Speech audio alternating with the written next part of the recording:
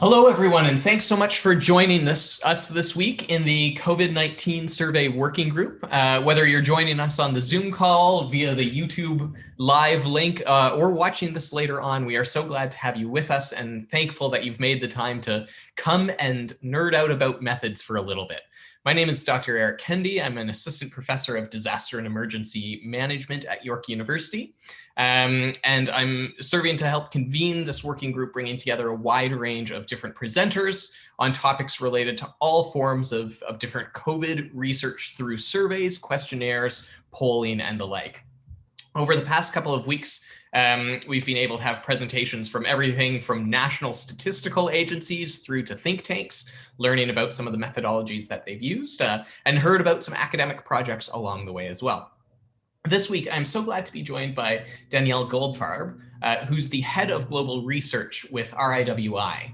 I first met Danielle early on in the COVID-19 research phase through a mutual friend and colleague who was quite excited about the research methods that RIWI uses for some of their work. As you're probably aware, there are all sorts of challenges in survey research, whether for COVID-19 or other topics, in terms of making sure that we're talking to the right people. How do we sample the right folks to get a fully representative picture of what the public thinks on any given issue? And RIWI has a particular approach to doing this and trying to reach folks that might otherwise get missed by traditional surveys, the kinds of people who might not respond in a lot of depth. And so this week, we're going to hear from Danielle about some of these approaches. I think she's going to share a little bit about how they've worked in the past, tell us a bit about how this is actually affected at a practical level, and then talk a little bit about how it applies in a COVID world. And so for today's session, we'll be diving deep into this question of how do you sample one particular group of folks that are hard to reach. And so with that, I will pass this off to Danielle. Thank you so much for joining us. You're just muted there.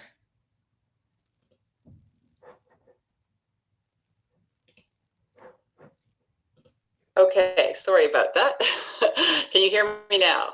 Yes, that's perfect. Okay, great. Okay, well, thanks so much, Eric. I'm really happy to be here with you today to share a little bit about what we're doing at RIWI. RIWI stands for Real-Time Interactive Worldwide Intelligence.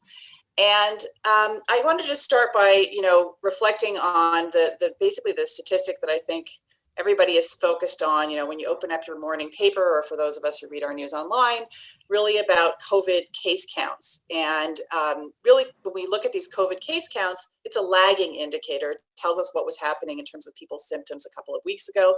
And it's not a random sample of the population. It's only those people who have chosen to get tested and so on and so forth.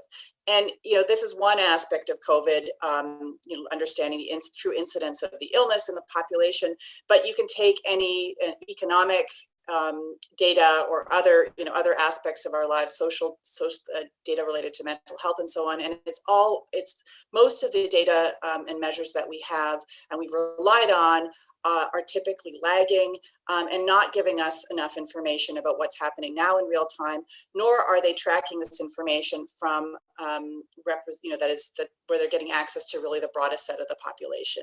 And so I'm going to tell you a little bit about the technology that we're using that is trying to address that challenge, that's trying to figure out how we can get accurate data in real time amongst the broadest set of the population. And I'm going to just take you back for a minute to an earlier pandemic, and I'm having trouble advancing my slides here. So I don't know if I can, hold on a second. We'll move to the next slide here. Okay, yes, so I'm going to take you back to an earlier pandemic, which is the H1n1 crisis, the H1n1 pandemic in 2009, 2010. And the RIWI technology was actually developed during that pandemic. And this was the original application of the technology, which was to respond to a government. Basically, the Ontario government, so a Canadian government, was having trouble getting access to reliable, real-time information on how the population was actually responding to the pandemic. So what were their true views on vaccination during that pandemic? And in turn, what would that mean for their public health messaging? And so Neil Seaman, who you can see is one of the co-authors of this piece, basically is an expert on both sort of public health information, misinformation, as well as the architecture of the internet. And so he came up with this idea that's called random domain intercept technology. And basically the concept behind it is, let's get access to the entire, to this broad a set of the population as we can possibly get access to. Let's get access to them in real time. And the technology that he developed is called random domain intercept technology. And it's basically analogous to random digit dialing when people actually answered their phones. And I'll tell you a little bit more about how it works, but really this was the original application, this idea that let's try to figure out not just what a small segment of the population thinks about vaccination, because we often just hear loud voices, or we hear from people who are on panels who are typically paid to express their views, and they may not represent the broadest set of opinion. Let's hear from the broadest set of actors we can hear from. So that was the original concept behind the technology. And the other another aspect that I think is really important is that the data that he was collecting through this method was collected anonymously. So no personally identifiable information attached to it. The idea here is, of course, to reduce the social desirability bias associated with responding in the way that in the way that you should respond, rather than truly sharing your views. And so this is particularly important when gathering information about vaccination or many other issues around the world. So that was the original application. And since then, this technology has been used across a range of issues related to pandemics, related to the economy, related to all kinds of issues around the world, security issues, and so on. I'm going to share with you a little bit about how the technology works, the types of what the respondent base looks like, and also share with you some recent applications of the technology. So this is really, we actually survey our respondents on the last time they answered a survey. And you can see here that, these are self-reported data. So I'm not sure if people have never answered a survey, but this is their perception, that they are that we're capturing here a lot of non-habitual, non-typical survey respondents. So in the US and the UK, and the same is true in Canada and other developed economies, that we're seeing, a quarter or more of our respondents say they have never answered a survey, and about half or more are not really those typical kind of habitual survey responders. In China and other developing economies, we are accessing so you see here that, the vast majority of the population tells us that they have not answered a survey ever. So there's a small group of the population in China that's, paid panelists that do a lot of the surveys. Here we're getting access to that group. In addition to the habitual survey responders, we're also getting access to people who don't typically respond to surveys. And this is just going to give you, I'm just showing you here sort of what our breakdown, we could show you this in every country. We're active in every country of the world except for North Korea, no internet access, but we're active in almost every country of the world. And you can see here that the respondents basically are reflective of the population, the internet using population. Anybody, in contrast to traditional survey methodologies where you will see data in China that reflects a number of the big cities, here we get data from rural respondents throughout the country as well, as long as they have access to something like a smartphone, for example, which many migrant workers, for example, do have access to. So that's what it would look like in China, and we can show you that in any country. And I wanted to also just show you the distribution as it comes in the US, because I know a lot of people may be interested in this in particular. You can see here, this is the census distribution on the y-axis, and then the RIWI distribution per state on the x-axis. And you can see that it very closely reflects the distribution across the US, and this is unweighted data. So this is the data as it comes in from the RIWI exposure, and you can see that it's very, very, very closest to the census distribution. And then we further weight weight data to make sure that we also provide weighted and unweighted data, but this just shows you that the unweighted data is really, really closely aligned with the actual state by state population. So a lot of people, so how does the technology work? So I know that you guys are very interested in sort of how is this working, and I'm going to try to give you an explanation of that. So basically the idea is online, there's these hundreds and thousands of unused domains all over the internet that are registered each day or that have already previously been registered. And what we do, what our technology does is identify and access domains that are representative of the online population in any geography. And these are rotating domains, and it's a machine learning technology. So we learns from historical data on what the representative web domains look like. And anyone online has the potential to be randomly exposed to the survey that we are putting out in a particular geography. So the way that you could be, so any of these domains can kind of fall into this dynamic pool of RIWI domains. And if you're online and you happen to, you might otherwise come across an error message, but if RIWI happens to be accessing that particular domain at that particular time for a survey or a message test, then you would see a set of survey questions. So the idea is random exposure. And this is what people see essentially when they come across a RIWI survey. So this is an example of somebody receiving it on a smartphone. So this is a randomly intercepted individual. They have a choice then as to whether they would like to respond or not. We basically, once they land on that domain, we validate their country, we'll deliver a survey in the appropriate language, and then the user can respond or not.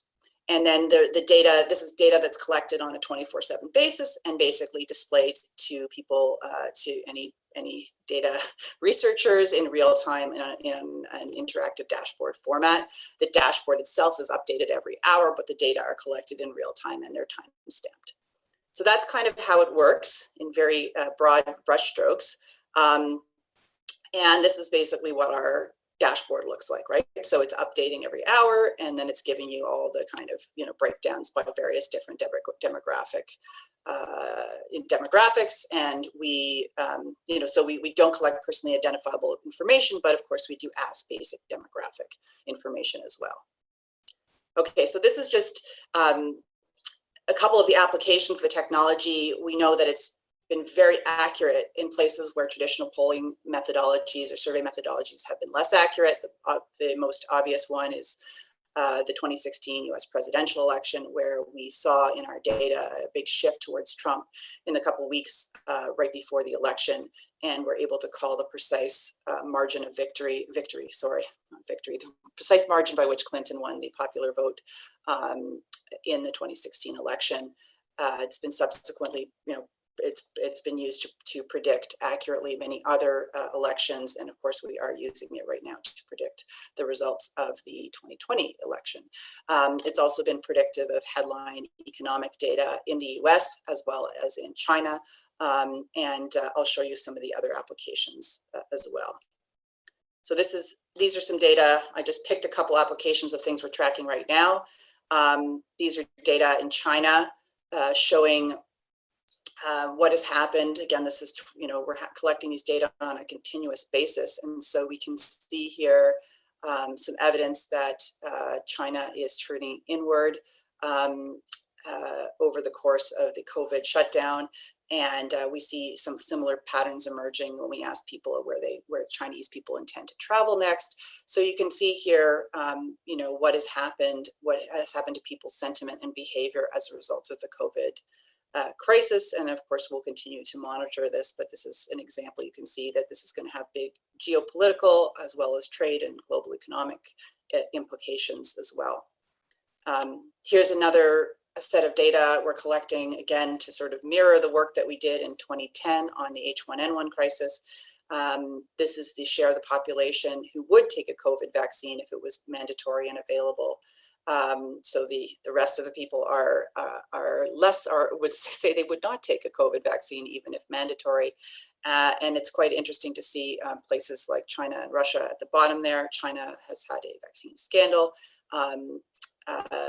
so which is, you know, we're getting something, we're reflecting that here.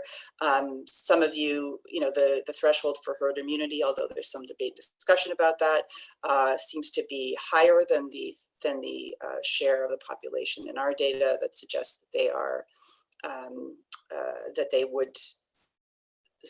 would take a COVID vaccine. So these data, so for example, in Canada, I know that the share that we get here is not as high as some of the Statistics Canada data that we've seen.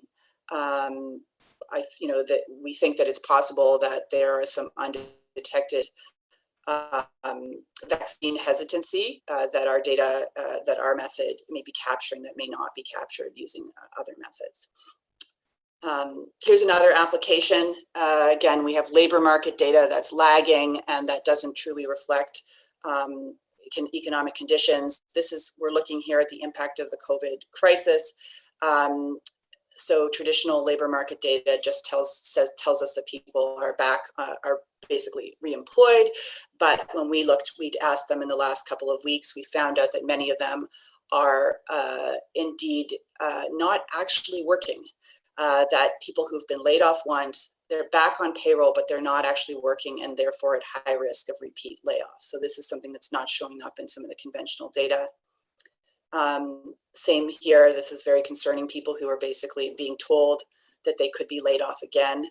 And this is happening in both COVID surge states and those that have been less affected by the second wave. And so again, sort of showing us things that are not in the conventional official data.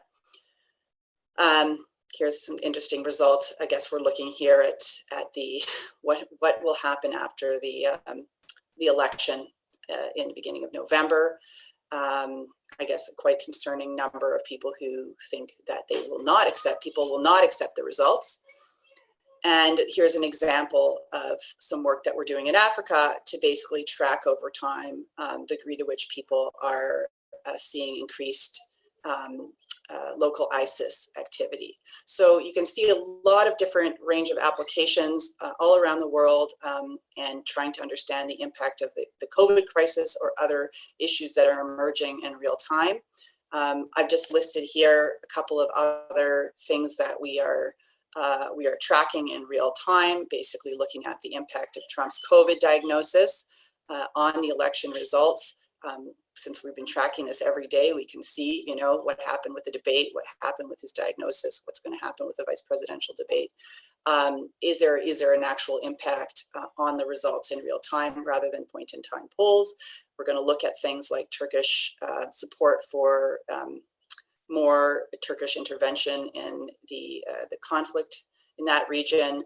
We're doing a lot of work with the World Food Program, one of the UN agencies, to look at what the impact of the crisis is on migrant populations around the world. Migrant populations don't have very much, but they generally have smartphones. Many of them have smartphones, and so we can access people as young as 14 who have smartphones and find out what their situation truly is. We're doing also a major study on mental health, which actually started pre-COVID. And so we are now working with universities across the US and Canada to look at the impact of the crisis on people's mental health conditions and their access and barriers to receiving mental health support. And we are also looking at a range of high frequency economic data, as well as COVID incidence and testing data around the world. So it's really a wide range of applications. We've just launched yesterday, actually, what we call our Global Pandemic Data Initiative, where we really want to partner with other organizations and to co-develop research in these areas and to share some of the data that we've been gathering to date. So that's sort of a quick summary of the work that we're doing. I'm happy to answer any questions related to that, and you know, get your get your views and thoughts on what we could use this technology for. Fantastic. Thanks so much, Danielle. And as always, we'll try to have lots of time for conversation here. So if you're in the Zoom meeting, feel free to share your questions or comments in the chat. And if you're watching live on YouTube, you can share them in the chat there as well, and we'll make sure that they're asked along the way. I'll also note that logistically, we just have to end a few minutes early today. And so we will tailor the conversation appropriately to make that work. So I'll start by trying to group some of these questions together, and I see some great ones coming up in the chat already. But let's go back to the fundamental bit of how this works with the grabbing up of different domains. Can you tell us a bit more about how those domains are identified and which ones are selected and how they're rotated sort of in and out of the portfolio? So I apologize in advance, but it's a proprietary technology, so I will only be able to kind of answer as best as I can without giving away IP. But basically, the idea is that we have a system we identify hundreds and thousands of these domains that we know are reflective and representative of the online population, and we learn from what was reflective in the past. And these are rotating web domains, right? So I can't really give you the secret of how we identify those domains, but we know that we're pulling in here these data that are reflective of the online population when we compare it to census and other data.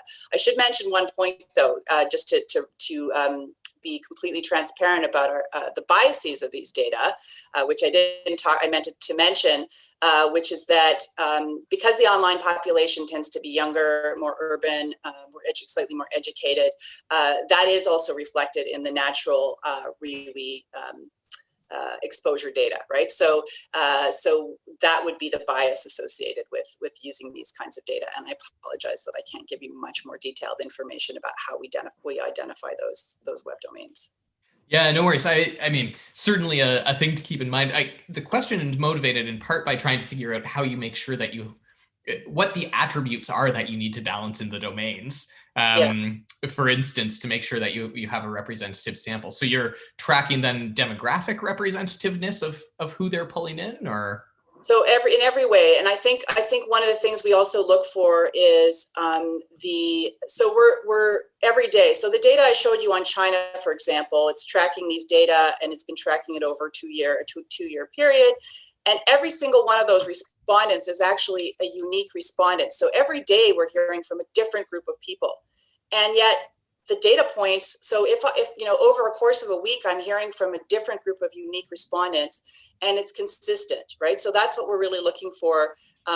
Obviously, we're looking for, if it's consistent for a couple of years, and all of a sudden there's a discontinuity, and we're using the same approach, and we dig into it, and we haven't done anything, weird with the with the survey or different, then we can feel more confident that we're capturing this data that's representative of the online population, right? So we do look for those kinds of things. We have mechanisms to make sure we're not dealing with bots. We look at the degree, the speed at which people respond to the survey, and we filter out all those people who may not be people who are responding in a kind of programmatic, like a non-typical a human pattern. And we've got a whole bunch of other things that we do to filter out all those other kinds of problems that many other that are an issue in the world of online surveys. So I hope that answered your question, but it may not have. Yeah. We Absolutely. We compare to census data. We compare to, in every country we try to be very transparent and sort of say, here's the natural kind of RIWI pulling in data that gets pulled in, and here's the weighted data, to census. And in most of the developed world, our data looks the same across those two indicators. It's a little bit different. I should also mention, typically in most places of the world, the internet using population is more male. So we would have in China, we would have, overweight male. And so depends on the research question. If you have a research question that's only relevant to the online population. So for example, we're researching online health and adoption of online health practices around the world. So, there we care about the online population. Whereas if it were a different question where we wanted to get, we'd want to weight to the population as well. Yeah, fascinating stuff. So you hinted earlier at some of the challenges with random digit dialing, and obviously RDD has become really difficult in the advent of mobile text and other issues. One of the analogous challenges in online surveying is the use of VPNs and IP address spoofing and those sorts of things. How do you deal with that as a survey platform and as you're trying to assess where the respondents are coming from and the like? So we're basically trying to get access to the broadest set of the population we can get access to, right? And so we're not going to be getting access to those people without internet. We're not going to be getting access to some certain kinds of, domain, like VPN, I don't believe we get access to. But what we are getting access to is people on any device. So the technology is agnostic to any, it doesn't matter if you're responding on a smartphone or personal computer. We had somebody respond on a Tesla once. So we're trying to get access to the broadest set of opinion we can get access to. But yes, absolutely, we're not going to get access to every single person that is out there. All we can say is in our universe of anybody on any device who is, where we know that these web domains are representative of the online population. We know that anybody in that universe has a potential to be randomly exposed to the RIWI question. And then of course we have the question of who responds to those, then people have the choice of whether to respond or not. So it's always possible that we may have more of a certain group responding than other groups, right? That's a problem with all methodologies. And we can't force people to respond, and also because we are not paying people to respond, the types of people who respond and the reasons people respond are actually quite diverse. So people respond. We actually survey people on the reasons for which they respond, and they tell us things like, we respond, we want to have, we found this interesting, it was easy to respond to it. I was on a bus, so I had, like people who are in doing all kinds of things in their lives, they don't have to be stuck at home at a particular location to be able to respond. And so we're getting access to that. That's another way we look at sort of diversity of opinion. So we're really trying to get access to, the broadest set of opinion, but, like other methodologies, there are going to be some people who are either going to choose not to respond or who are not going to be part of that initial universe of people who are online. So on that note of trying to reach diverse groups, you highlighted earlier the way that this gets in touch with folks who have previously not responded to surveys or are not regular survey completers. Can you tell us a bit about how that group is different? What have you learned about that group as a unique set of respondents? That is a good question. I think I like what we found in some of our research is that we often get results that are at odds with conventional traditional data. Or let me give you one example. So a lot of work now is being done in addition to surveys, but using sort of social media scraping, social media listening types of technologies where we're trying to, people are trying to learn from what's being said in social media, as well as traditional survey data. So one of the issues that we were tracking last year was during the trade war, the U.S.-China trade war, which seems, is still ongoing. But during a particularly heated time in the trade war, we were asking people in China questions about whether they were, had planned to, what smartphone they planned to buy next, right? We were trying to gauge whether they were going to boycott the iPhone and instead buy Huawei phones amidst this trade war. And we were asking this about a range of consumer-facing products and services, but I'll just point out the example of the smartphone. And we didn't ask, there was no context about a trade war or boycott. We just said, which phone do you plan to buy next? And during this time, everybody was saying, well, there is going to be a boycott of American products in China. Many surveys had actually said, drop your Apple stock because China is going to drop their iPhones. And social media signaling was saying the same thing, that Chinese people had, of course, in China, social media is censored, so that's another issue. But a lot of these sort of signals were coming out and saying, okay, we're seeing signs of this boycott. And we looked at the RIWI data, and so we were seeing actually the opposite signal. We were seeing that, so this is just one example, but we were seeing that yes, many more people intended to buy Huawei phones in China than they had previously. But the increase in Huawei was coming at the expense of other Chinese brands and not at the expense of the iPhone. And so this was a really interesting example of how our data was actually giving us a totally different signal to buy it, maintain your Apple stock at that time.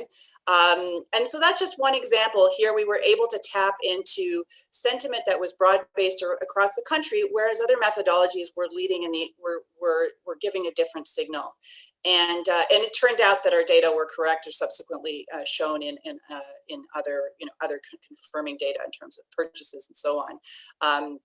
Down the line. So it's just, I think that's just one example of, really wanting to tap into true sentiment, into true opinion. You've got to get access to that broader group, and their characteristics and opinions may be different. I mean, that's why it's so important for vaccine hesitancy, right? We hear certain loud voices on social media, and it's not clear whether those are reflective of the true opinions of the population. And so, but it differs on every subject, how this group, how that I'll give you another example, which is Brexit. In Brexit, everybody told us young people, everybody said, well, young people will vote against leaving the European Union, and that will counteract the opinions, that'll counteract the votes of older people who say, let's leave. And that's what traditional polling data told us. But unfortunately,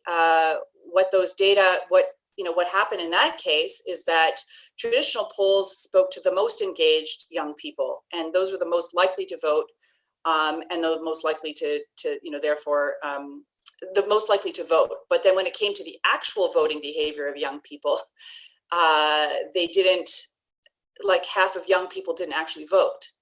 And so we tracked this in RIWI, in the RIWI data, and we found that before the Brexit vote, we found that half the people did not intend to vote. And so we actually some academics wrote a piece on our data saying that they thought there was a strong risk of the Remain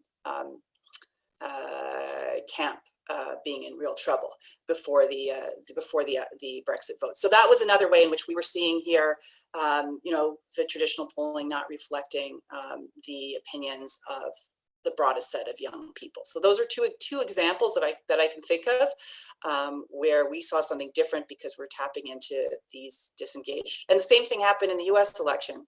We're tapping into sort of more non-college educated people in the Midwest, which were some of the folks that were missed in traditional polling. And so again, this is sort of untapped Trump, undetected Trump vote.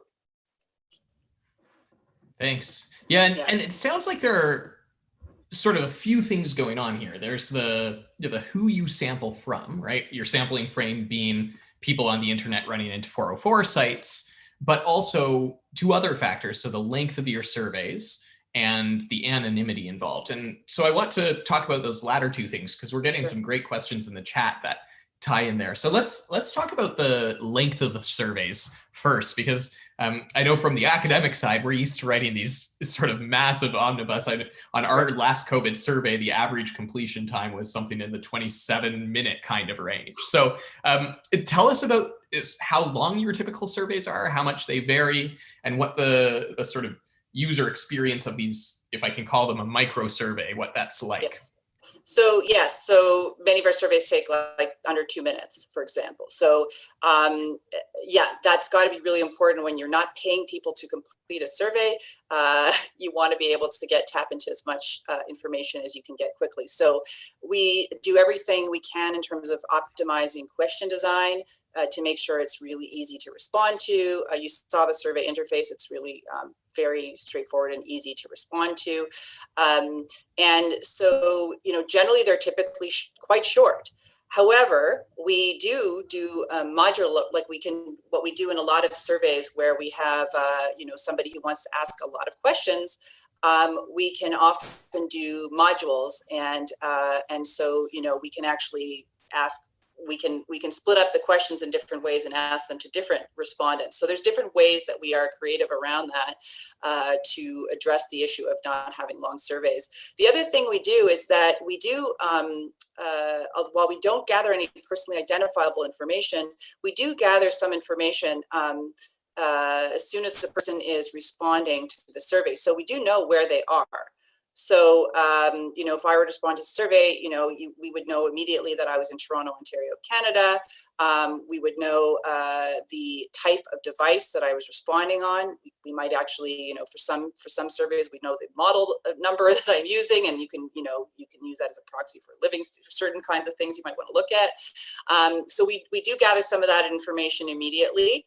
And so that's one, some few things we do not need to ask, but they are really short for that one reason. We need to keep people engaged. We need to optimize the questions. We can't use long-winded questions people aren't going to understand. We have to really put a lot of time and attention into that. And the other thing that I didn't mention yet, which is related to the anonymity question, is we often do ask our questions as crowd prediction type of questions. So, who do you think will win in your state in the U.S. election, rather than who do you personally prefer? We're asking both questions right now, actually. But in the 2016 election, the crowd prediction question was more accurate, and we often try to ask particularly sensitive questions in that manner as well too. So we just want to make sure that we're capturing people's true sentiment, and we're removing as many barriers as we can to them answering truthfully about their opinion. So we're asking something, I guess the narrative I showed you was was more about whether people will accept the results of the election. That's a crowd prediction question as opposed to asking people's personal opinion. So we do, we employ those techniques where we think that's going to give us better data or more meaningful data. So speaking of that sort of friction element for people participating and making those barriers as low as possible, we have a question in the chat about how you manage the concept of informed consent and consent in general in these kinds of surveys. How do you deal with that? So it really depends on what the goal or what the whoever we're working with, whoever we're partnering with, what their desired goal is, right? So we do have surveys where we have a preamble where somebody will be told, that this is given some information about the survey and decide whether they would like to complete it or not. We always have a note there with a privacy statement you can click on. And so there is information around that, but that's really something that can be, uniquely created for whatever the particular purposes of the engagement is. Because we're not collecting personally identifiable information, though, that's another additional factor. They're not sharing anything they're not sharing any of that information with us. So this is compliant with all of the GDPR requirements, compliant with the requirements, data privacy requirements in California and elsewhere. But if you are doing something, and it's also all the technology is exempt from actually the IRB process because of the fact that we're not collecting any of these personally identifiable information. We're not collecting any of that PII in the first place. But yeah, that can be modified if that's something that you think there needs to be a preamble or there needs to be some kind of statement made. But we do have a standard statement that we issue. What about what about when you deal with more complex phenomenon? So there was a reference earlier to some of your mental health work, and in the chat we have a question about basically asking, how do you manage the psychometric properties of some of the more complex constructs like mental health? So when you're taking these really huge constructs, how do you break them down into the things you're going to ask? How do you deal with the question formulation and the validity aspects of these? Yeah, I mean, so obviously it really depends on the topic and the issue. I mean, so let's take mental health. You know, we're working with mental health experts in constructing the question. So we typically partner with experts to try to understand what they're trying to look at. In this case, we are asking a variety of questions about mental health across a long time period. And, you know, just trying to ask some questions that are, like I mentioned, are sort of some questions that are personal, other questions that are, you know, kind of, I don't want to call them crowd predictions, but they're sort of other casting type questions. And so we're asking about, you know, people's personal circumstances, and then we're also asking about people's other casting circumstances, so people they may know. And so that sometimes allows people to answer more truthfully. You know, I'd be happy to share, if whoever asked that question, I'd be happy to share more about what we're doing in that particular study, which is a major study across I think it's 11 universities and colleges across the US and Canada that are working with us on that particular study, and the results of which are going to come out in November, in a bunch of the Toronto Star and a bunch of other media partners as well, that are going to dive deeply into the data that we have there. This had nothing to do with COVID, but we happened to start data collection pre-COVID and continue data collection until last month. So I'm happy to share the results of that if that's particularly of interest to you. I can share the questions we're asking and what we're when we find out, when we have our full results as well. Fascinating. Yeah, I'm sure there would be lots of interest in looking at that, and we're happy to post whatever links and the like would be worth sharing there too.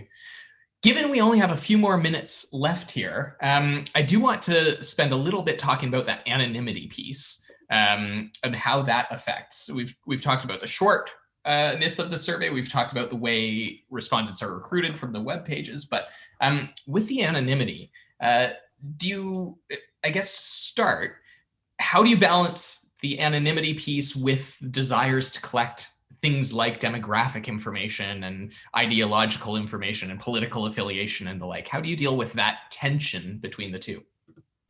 So, yes, and I mean, one of the problems with not collecting that personally identifiable information is it does make it more difficult for you to weight according to, you know, a variety of different factors.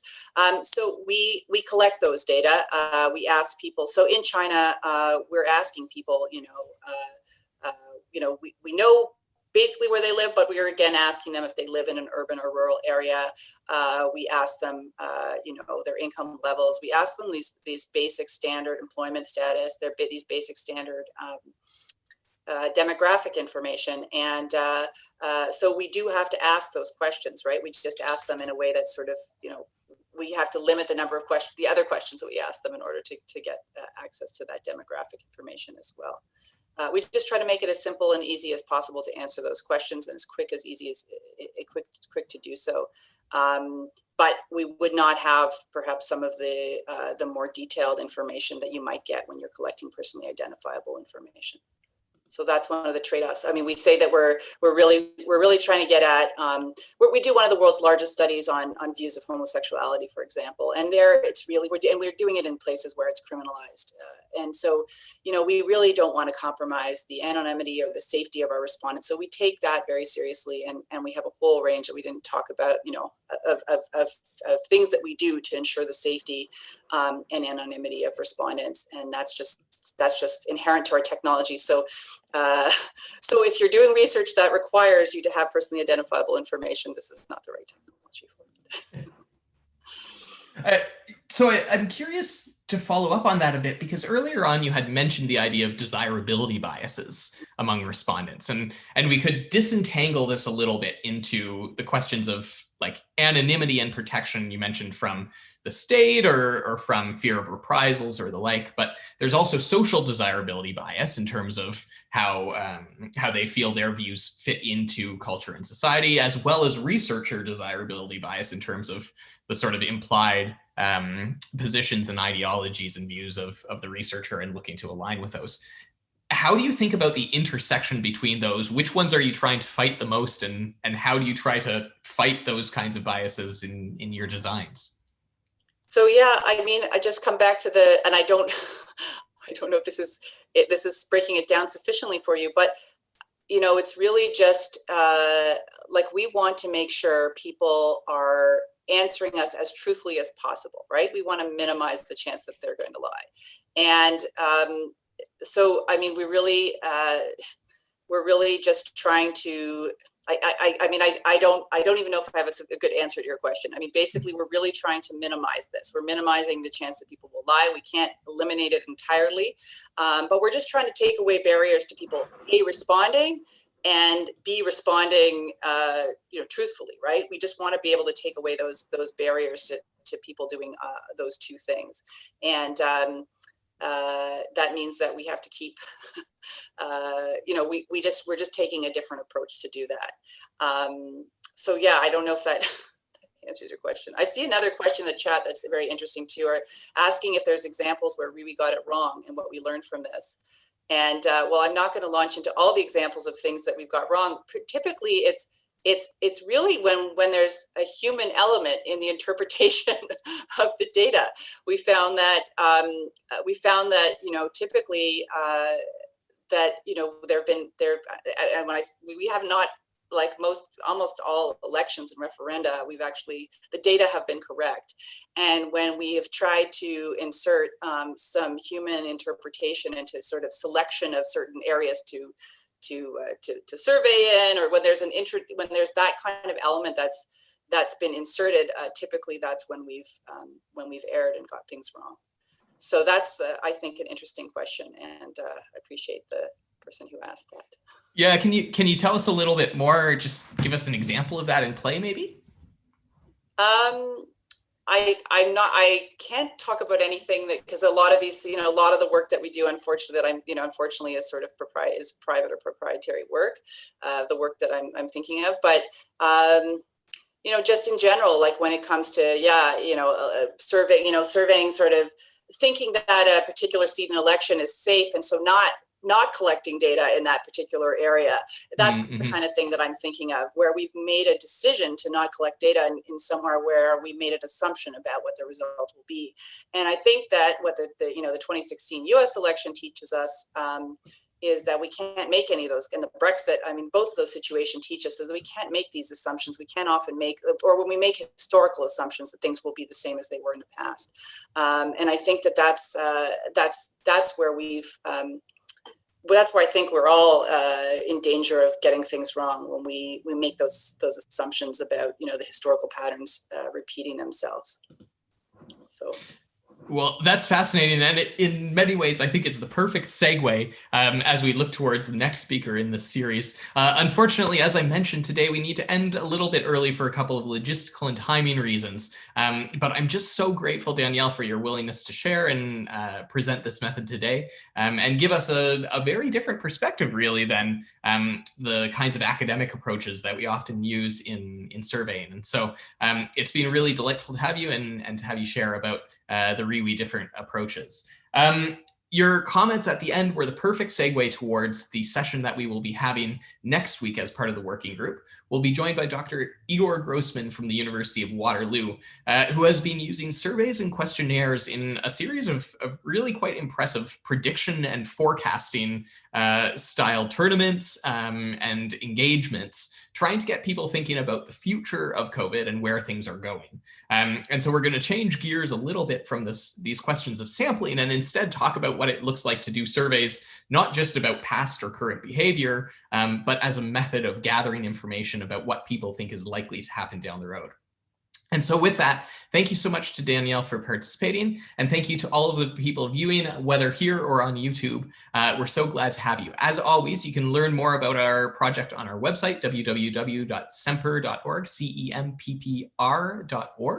and feel free to pass this along to other colleagues to sign up. We hope to see you next time, same time, and